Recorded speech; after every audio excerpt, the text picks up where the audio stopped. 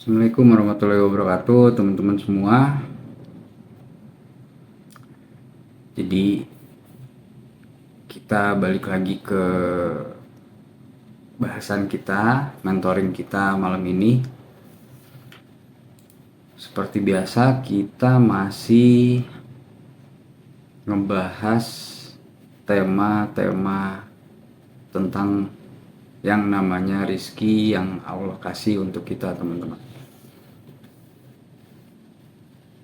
Jadi diantara yang akan kita bahas ini ada beberapa hal yang mungkin di pembahasan-pembahasan kita sebelumnya saya juga sudah menjelaskan sedikit mengenai apa itu konsep dari rizki yang Allah kasih untuk kita. Dan malam hari ini kita akan mulai mendalami satu persatu semua hal-hal yang sudah kita bahas tersebut. Jadi teman-teman, saya coba ulangi lagi untuk kita bisa memahaminya utuh gitu ya, bahwa kita nyari rizki itu atau fungsi dari rizki itu adalah untuk melembutkan hati. Maka hakikatnya di dalam Islam itu kita memang diminta untuk selalu berikhtiar atau mencari rizki yang sebanyak-banyaknya, dengan tujuan Allah itu menciptakan rizki itu untuk melembutkan hati kita, teman-teman. Jadi nggak usah heran kenapa kalau dengan rizki, dengan uang, dengan harta gitu, orang itu akan jauh lebih menghormati kita, orang itu akan jauh lebih santun kepada kita, orang itu akan jauh lebih respect kepada kita, karena memang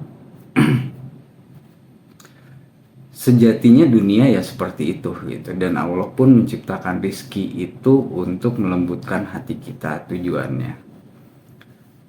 Nah, di antara rizki-rizki yang sudah Allah berikan, teman-teman, di antara rizki yang sudah Allah berikan kepada kita selama kita hidup di dunia ini, ada 3 jenis rizki yang memang itu kita dapatkan dalam tolak ukur kita sebagai manusia, atau kita dapatkan dari usaha-usaha kita. Itu hanya ada 3 jenis, yang mana nanti malam hari ini kita akan coba bahas. Yang pertama dulu. Yang pertama ini atau yang 3 jenis ini sangat berkaitan erat dengan konteks kita ada di dunia, teman-teman. Jadi yang pertama itu adalah rizki yang sudah Allah jamin. Nah, di dalam konteks rizki yang sudah Allah jamin ini masih banyak teman-teman yang mungkin belum memahami secara utuh kaidahnya dan belum memahami secara total, yang makanya saya coba bahas satu persatu mulai dari malam hari ini. Mudah-mudahan bisa cukup waktunya, dimana rizki yang sudah dijamin oleh Allah kepada kita itu bahkan seringkali kita tidak menyadari, atau kita lupa, atau kita sebetulnya banyak hal yang sudah terjadi di dalam hidup kita yang Allah berikan, yang karena itu sudah terlalu sering, akhirnya kita menganggap itu sebagai satu hal yang biasa aja gitu. Dan dan tidak menjadi sesuatu yang istimewa seperti rizki-rizki yang lain. Padahal rizki itu ada gitu, rizki itu sudah Allah kasih di dalam hidup kita, di dalam hidup teman-teman semua. Hanya mungkin kita sering lupa untuk menyadari atau untuk mensyukuri semua rizki yang sudah Allah kasih di dalam hidup kita, teman-teman. Jadi tema bab judul yang pertama ini adalah salah satunya rizki yang sering kita lupa itu adalah nafas yang kita lupa untuk syukuri, teman-teman. Kita lahir dengan rizki yang tidak pernah kita minta di dalam hidup kita. Kita lahir ke dunia ini, teman-teman. Bahkan kita lahir ke dunia ini aja kita nggak pernah minta sama Allah. Kita nggak tahu apa-apa, kita nggak ngerti apa-apa, kita tiba-tiba ada di dunia ini, dan tanpa kita sadari juga bahwa itu adalah rizki pertama kita, teman-teman. Rizki pertama kita yang tidak kita sadari dan tidak kita minta, dan bahkan juga tidak pernah kita transaksikan gitu ya, tidak pernah kita bayar. Pada saat kita lahir di dunia ini dengan selamat, kita lahir dengan sehat, kita bisa menghirup oksigen pertama kita di dalam hidup kita. Yang mana dari kejadian ini, teman-teman, Allah itu nggak pernah nunggu kita untuk melakukan ibadah dulu baru Allah kasih rizkinya. Allah tuh nggak gitu. Allah itu nggak pernah nunggu kita ibadah dulu untuk ngasih kita nafas. Allah tidak nunggu kita sampai dewasa dulu, kita jadi orang baik dulu. Bahkan sejak detik pertama kita ada di dunia ini, rizki kita tuh sudah dijamin sama Allah, dan Allah tuh sudah menjamin hidup kita, teman-teman. Yang mana pada saat itu mungkin kita sendiri belum tahu apa-apa. Bahkan kita sendiri nggak tahu hidup itu apa. Nah, saya punya satu cerita, teman-teman. Jadi ada seorang ibu di sebuah rumah sakit gitu ya. Ada seorang ibu yang lagi duduk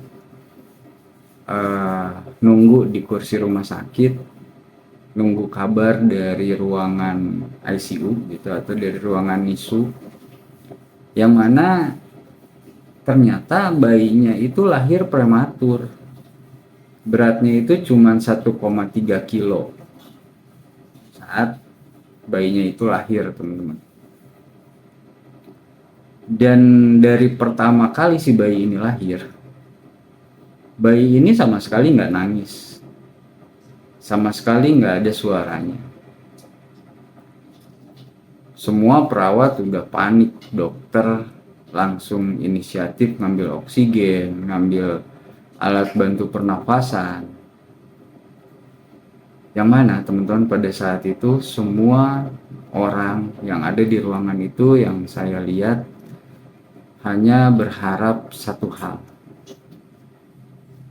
Semua hanya berharap untuk si bayi itu nangis dan menunjukkan tanda-tanda bahwa bayi itu masih bisa bertahan hidup. Lalu setelah beberapa detik yang rasanya seperti sahabat mungkin ya, tiba-tiba dari ruangan itu terdengar tangisan pelan tapi ada gitu. Dan di ruangan itu semuanya bersujud syukur, semuanya nangis sama-sama, karena akhirnya bayinya bisa selamat gitu. Jadi itu adalah bukti bahwa hidup ini pun adalah rezeki yang Allah kasih untuk kita terjadi, teman-teman.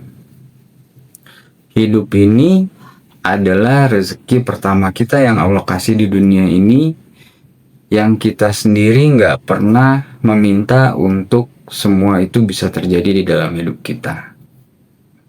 Nah, pertanyaannya teman-teman,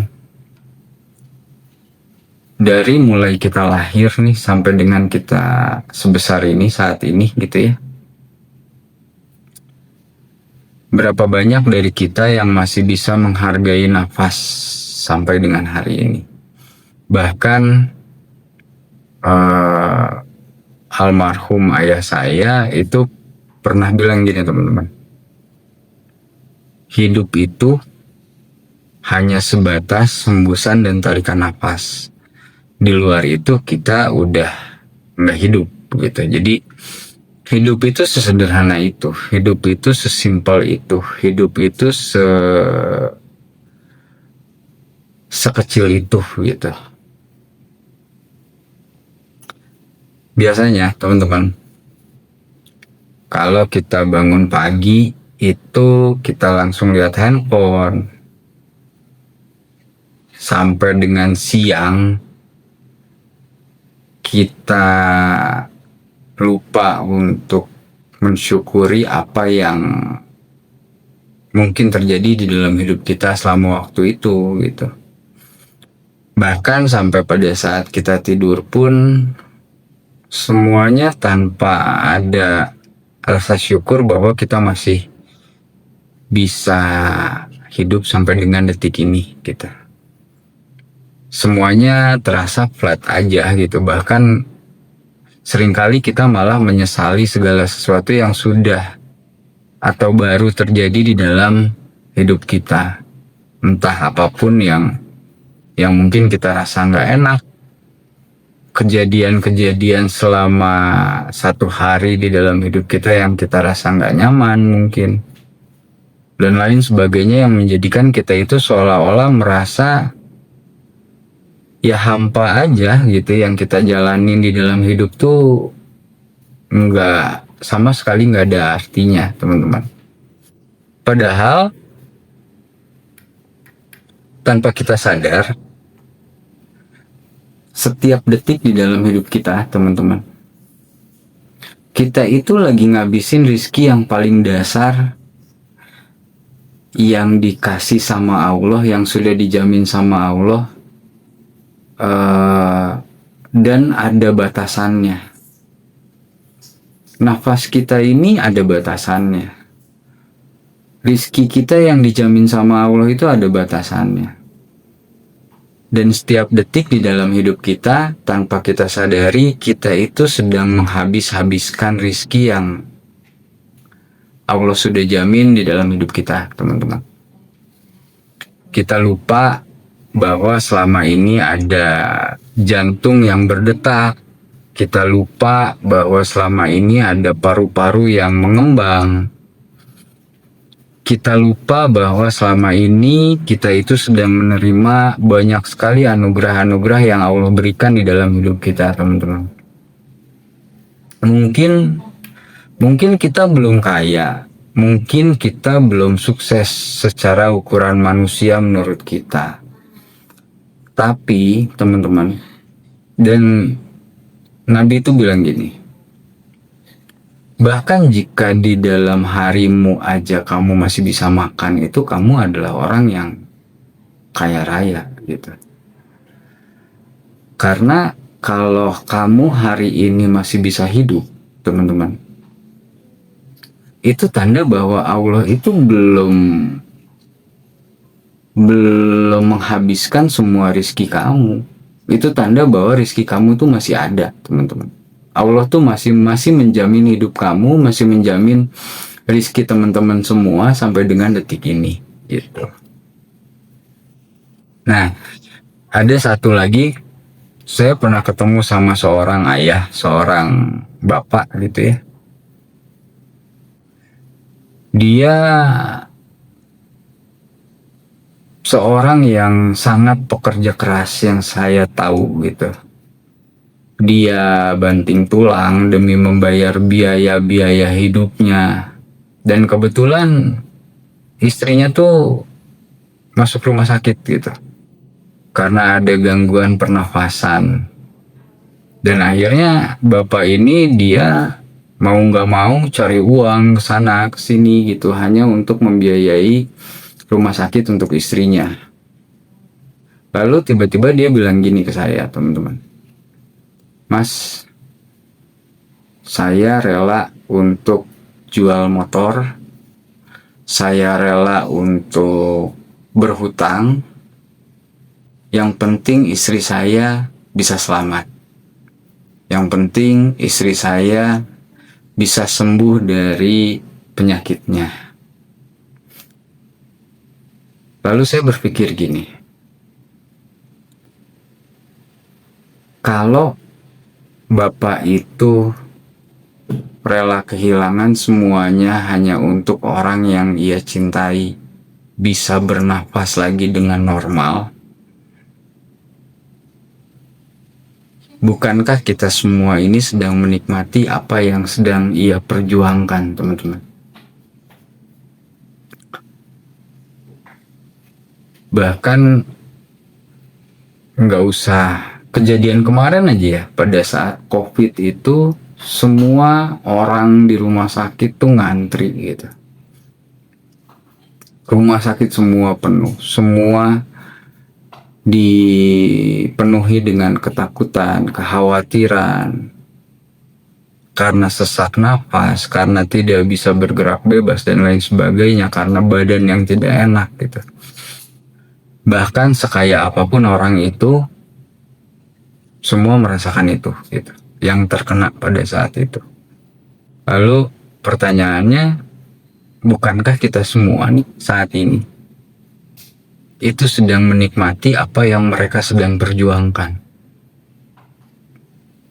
Setiap tarikan nafas yang kita anggap biasa, mungkin itu adalah sesuatu yang luar biasa bagi orang lain. Bahkan itu bisa menjadi sebuah hal yang paling mewah bagi orang lain. Kita dikasih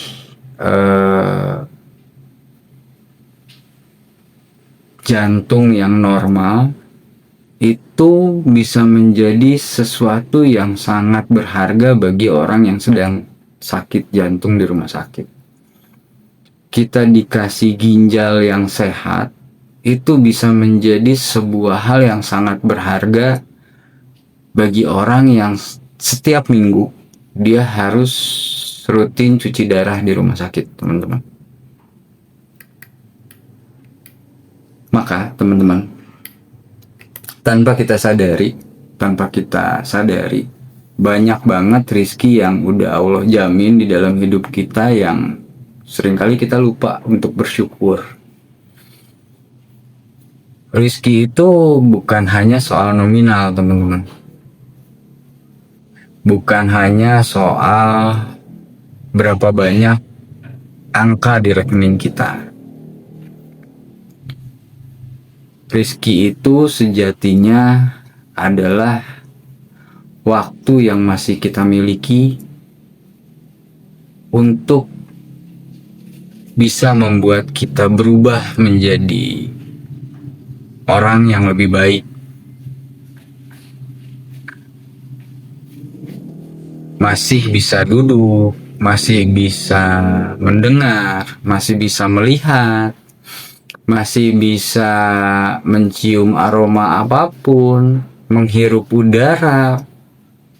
Itu semua adalah bagian dari rezeki yang sudah Allah jamin di dalam hidup kita, teman-teman. Bahkan Allah itu tidak pernah menagih apapun ke kita untuk semua hal yang sudah Allah berikan itu, teman-teman.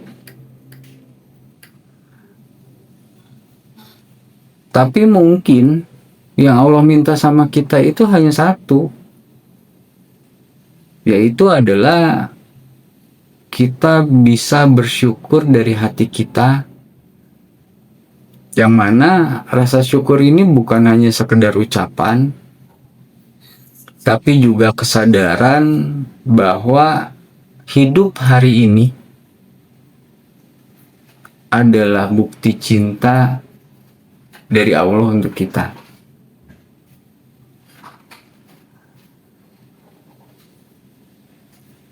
Kita seringkali punya keinginan yang banyak banget, teman-teman.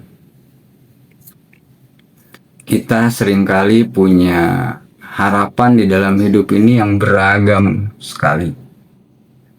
Mungkin kita ingin sukses, mungkin kita ingin kaya, mungkin kita ingin bahagia. Tapi sebelum itu semua, teman-teman, mari kita belajar untuk menghargai satu hal yang kita punya dulu gitu. Mensyukuri segala sesuatu yang Allah udah kasih di dalam hidup kita. Nafas kita. Karena nafas itu bukan milik kita. Paru-paru kita. Karena itu bukan milik kita. Itu amanah dari Allah, milik Allah yang Allah sedang pinjamkan kepada kita, teman-teman. Dan kapanpun kalau Allah mau ambil kembali juga, itu hak Allah, bisa aja gitu. Dan kita nggak bisa berbuat apa-apa. Jadi teman-teman, selalu ingat bahwa kita itu tidak pernah bisa hidup tanpa rizki yang sudah Allah kasih kepada kita. Kita hanya sering lupa bahwa sebetulnya segala hal yang paling berharga di dalam hidup kita itu sudah kita miliki bahkan sejak awal. Dari mulai kita dilahirkan di dunia ini, itu sudah Allah kasih untuk kita, teman-teman. Dalam bentuk rizki yang sudah Allah jamin untuk kita di dalam hidup kita. Nah, rizki itu, teman-teman, rizki itu sudah ada bahkan sebelum kita membutuhkannya. Itu konsepnya Allah. Jadi pada saat Allah menjamin rizki kita, rizki itu sudah ada bahkan sebelum kita butuh. Dan kata Allah di Quran, Allah itu udah menyiapkan rizki kita bahkan sebelum kita lahir. Pernah nggak kita berpikir gini, teman-teman? Siapa sih yang duluan? Kita hadir di dunia ini atau rizki kita yang hadir duluan di dunia ini? Pernah? Sebelum kita butuh makan, tanaman itu udah Allah tumbuhkan dulu di dunia, teman-teman. Sebelum kita lahir, ASI kita itu udah disiapin dulu sama Allah, teman-teman. Sebelum kita butuh air, sungai itu udah Allah alirkan dulu di dunia ini, teman-teman. Bahkan sebelum kita hadir di dunia ini, Allah itu udah menyiapkan dan menyempurnakan bumi ini untuk kita tinggali, teman-teman. Coba yang teman-teman lihat nih sekarang, mobil apa yang paling mewah? Boleh nyebut brand gak sih di sini? Ya, anggaplah mobil yang termahal. Kalau kita pecah, semuanya itu adalah bagian-bagian dari bumi yang sudah Allah siapkan untuk kita. Ada karet, ada kaca, ada besi, ada kayu, ada frekuensi, dan lain sebagainya, yang mana itu sudah ada bahkan sebelum kita hadir di dunia, teman-teman.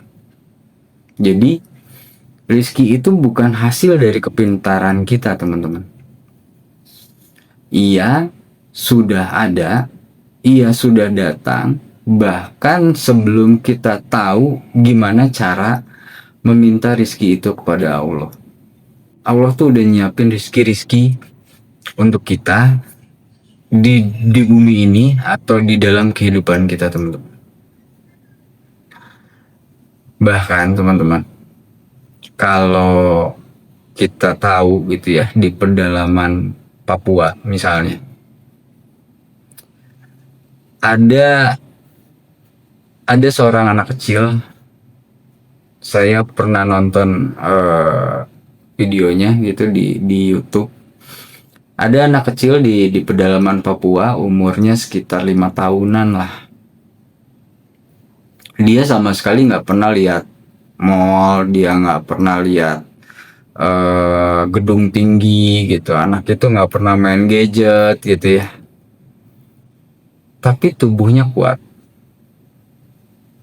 Dia bahagia, bahkan mungkin senyumnya lebih lebar daripada kita yang katanya modern gitu. Bahkan matanya bercahaya. Anak itu sama sekali nggak tahu harga nasi itu berapa. Tapi tiap hari dia makan nggak pernah kurang. Dia bisa makan pisang, dia bisa ngambil ikan di sungai, dia bisa dapat air murni gitu dari mata air di hutan gitu.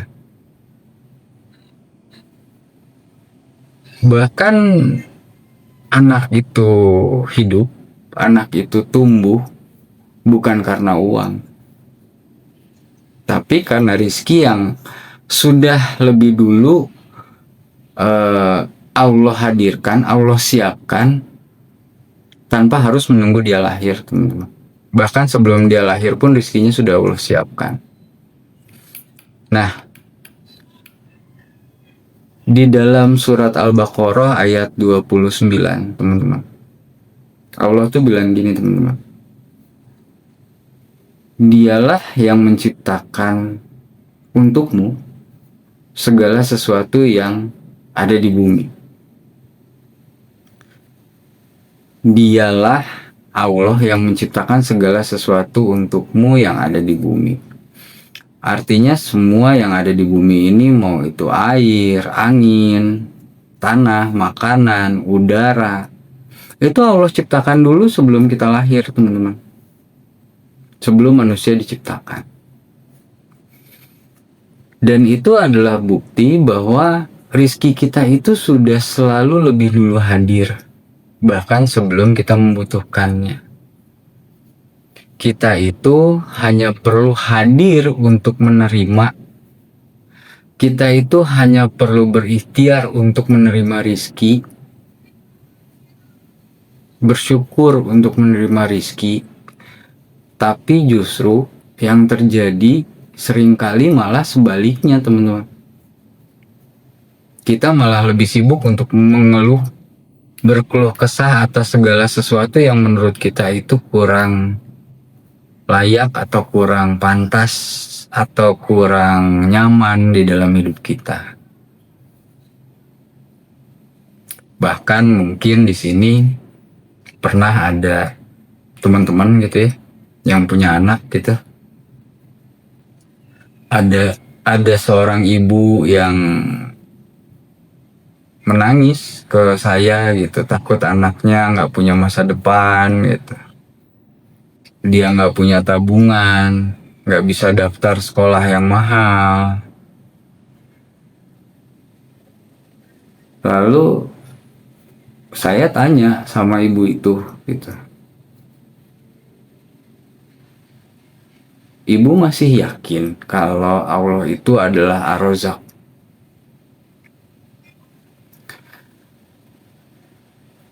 Karena anak ibu ini, anak kita, itu sudah ada rizkinya dari Allah, teman-teman. Bahkan sebelum kita tahu, bahkan sebelum ibu itu tahu dia akan hamil, Allah tuh sudah menyiapkan rizki untuk anaknya gitu. Dan Allah juga yang menumbuhkan janin itu.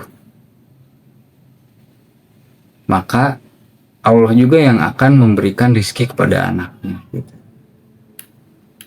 Dan ternyata ketakutan-ketakutan kita itu sumbernya adalah dari trauma kita sendiri, teman-teman. Orang yang selama hidupnya merasa menderita karena permasalahan ekonomi, maka di dalam kehidupannya ia akan selalu takut untuk hidupnya itu tidak cukup kaya atau tidak bisa mendapatkan harta sesuai seperti apa yang ia bayangkan. Maka hidup akan menjadi ujian buat dia. Kenapa saya bilang gitu? Karena ujian itu kan segala sesuatu yang tidak sesuai dengan apa yang kita inginkan terjadi di dalam hidup kita. Maka kita sebut hal itu adalah sebagai ujian. Tapi kalau kita sadar bahwa segala sesuatu yang terjadi di dalam hidup kita ini adalah keinginannya Allah, bukan keinginan kita, maka di dalam hidup kita nggak akan pernah ada yang namanya ujian, teman-teman. Karena semuanya sesuai. Bahwa pada saat saya punya keinginan tapi tidak terjadi, ya nggak apa-apa, karena segala sesuatu yang terjadi pasti kehendaknya Allah, dan Allah itu jauh lebih tahu apa yang kita butuhkan dibandingkan diri kita sendiri.